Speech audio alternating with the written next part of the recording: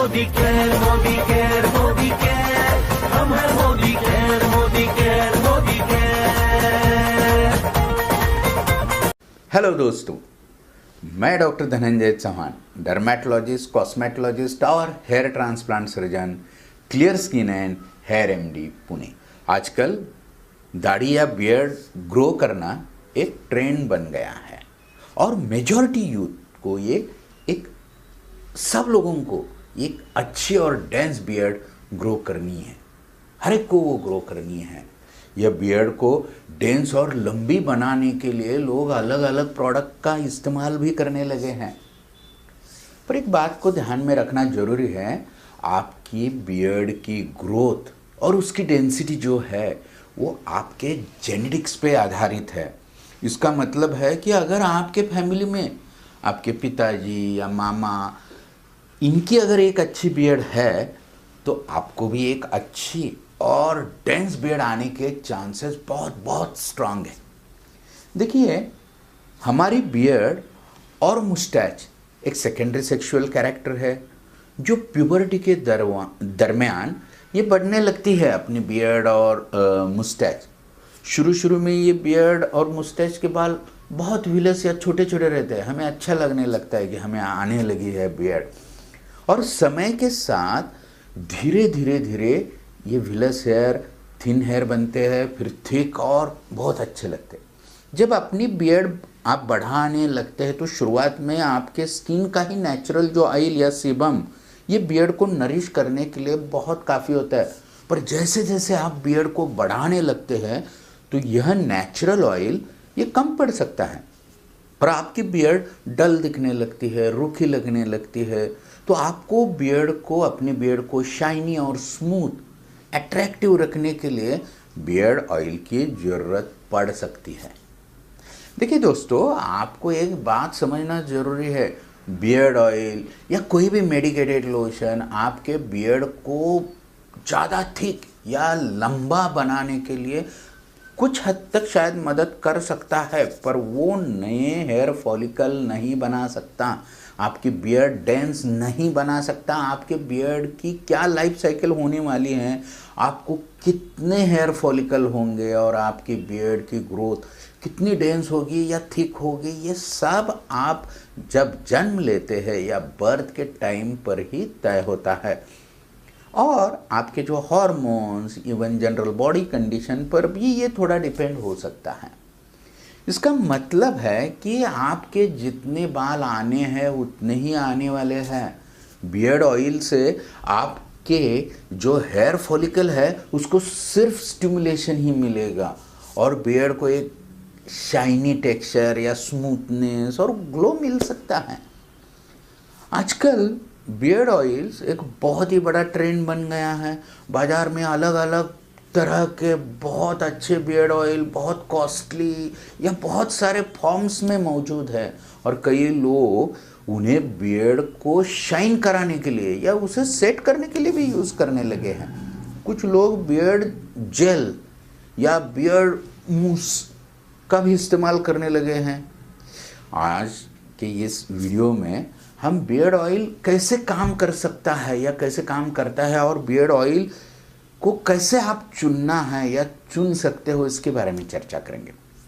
तो चलिए पहले समझते हैं कि बियर्ड ऑयल के क्या कंस्टिट्यूएंट्स रहते हैं, इनमें कौन कौन से इंग्रेडिएंट्स रहते हैं।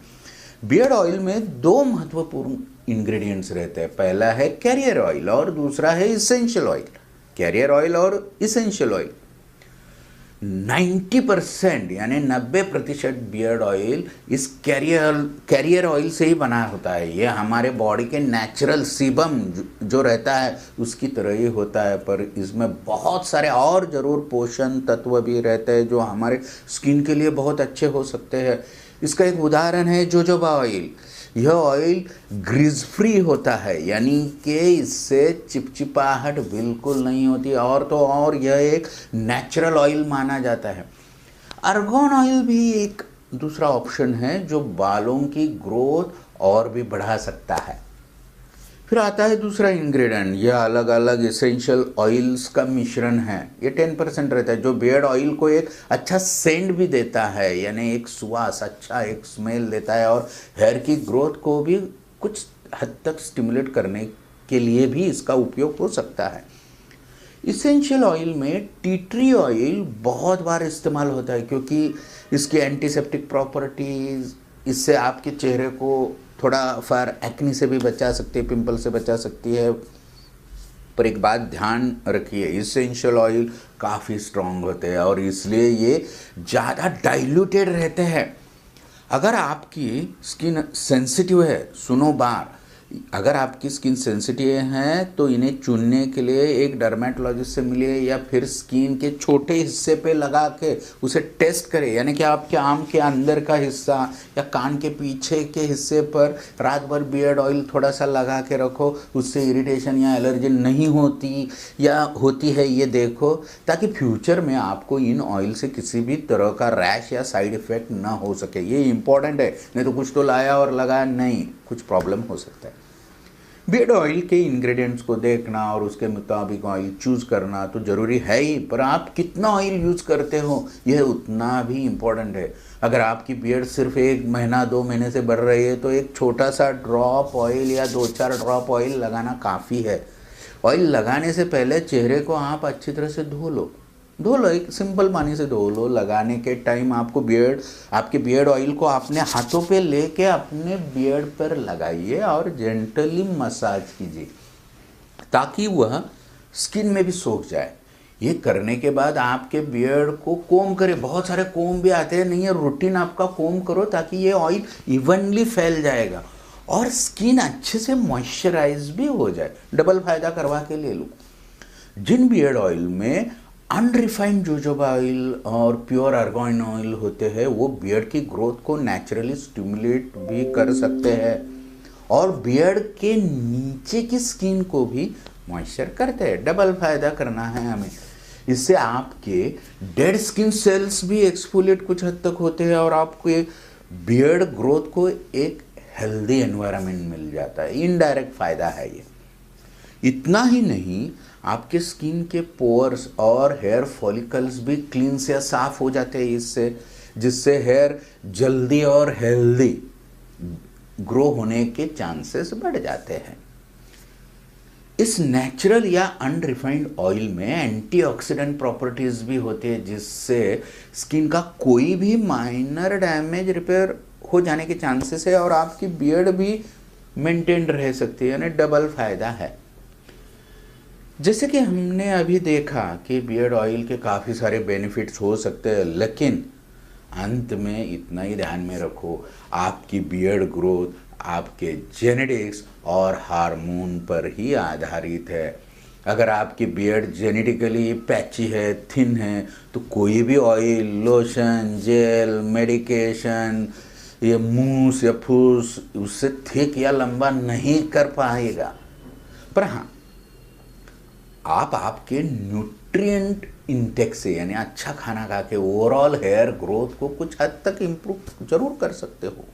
आपके डाइट में फ्रेश फ्रूट्स, वेजिटेबल और ये स्प्राउट्स भी आप खा सकते हो, क्योंकि इनमें हेयर ग्रोथ करने के लिए जरूरी विटामिन्स रहते हैं, जैसे कि vitamin B group, total B12 से B group, vitamin C, vitamin A, minerals, trace element जैसे कि आयरन, मैग्नीशियम, कैल्शियम, सेलेनियम, बहुत सारे इंग्रेडिएंट्स हमारे बालों को बढ़ने के लिए लगते हैं। ये सारे इसमें मिलने के चांसेस हैं। फिर आपके हेयर ग्रोथ के लिए कोलेजन और केराटिन नाम की प्रोटीन भी बहुत ज़रूरी है। प्रोटीन इंपॉर्टेंट है। ये आपको चिकन, फिश, मटन या सिंपल अंडों में, पनीर, दूध, पल्सेस या दाल में मिलेंगे। ये आपके डाइट में ज़रूर इंक्लूड करना है। यह कुछ न्यूट्रिशनल चेंजेस के साथ बियर्ड ग्रोथ को आप इम्प्रूव जरूर कर सकते हो। अंत में मैं आपसे बियर्ड ऑयल के बारे में जो कुछ थोड़े फार मिथ है उसको क्लियर करने की कोशिश करना चाहूँगा। तो पहला ऐसा रहता है कि बियर्ड ऑयल बहुत ग्रीजी या चिपचिपे होते हैं। देखिए, अगर आपको ऐसा कोई भी बियर्ड ऑयल दिखा जो ग्रीजी लग रहा है, चिपचिपा लग रहा है, तो उससे बिल्कुल इस्तेमाल मत करो। क्योंकि बियर्ड ऑयल में, पहले मैंने बताया, बियर्ड ऑयल ऐसे नहीं होते, चिपचिपे नहीं रहते। आप उन्हें रेगुलर बियर्ड ऑयल इस्तेमाल कीजिए जिनमें जोजोबा ऑयल है। इसका दूसरा फायदा है कि ये थोड़ा सा डैंड्रफ या ड्राई स्किन को भी प्रिवेंट कर सकता है। बियर्ड की ग्रोथ से आपके स्किन का नेचुरल ऑयल और मॉइस्चर खींचा जाता है या उसको लगता है, इसलिए स्किन कभी कभी ड्राई हो सकती है। और बियर्ड में कभी कभी कुछ लोगों को डैंड्रफ जैसा दिखने के भी आसार है, और फिर एक्ने भी रहती है कुछ लोगों को, या एक्ने भी दूसरा एक कॉमन इशू है। पर बियर्ड ऑयल में एंटीसेप्टिक प्रॉपर्टीज कुछ हद तक होती है जिनसे एक्ने भी या पिंपल्स भी प्रिवेंट हो सकती है और आपकी स्किन हेल्दी रहने के चांसेस है। तो आज हमने देखा कि बियर्ड ऑयल बियर्ड और फेशियल स्किन के ओवरऑल मेंटेनेंस और हेल्थ के लिए काफ़ी इफ़ेक्टिव है। अगर आपको बियर्ड ऑयल के यूजेस के लिए या फिर बियर्ड ऑयल चुनने में अगर कोई भी मदद चाहिए तो आप आपके near by dermatologist, skin specialist के पास जा सकते हो। वो आपकी स्किन की जांच करेंगे, आपको सही प्रोडक्ट चुनने में आपकी जरूर मदद करेंगे। सिर्फ एक बार गाइडलाइन ले लो तो कुछ ज़्यादा सेंसिटिव स्किन को प्रॉब्लम न होने के आसार है। मैं आशा रखता हूँ कि आपको इस वीडियो से बियर्ड ऑयल के बारे में आपकी जो मनचाही इन्फॉर्मेशन वो मिली हो। साइंटिफिक इन्फॉर्मेशन देने की हम कोशिश करते हैं।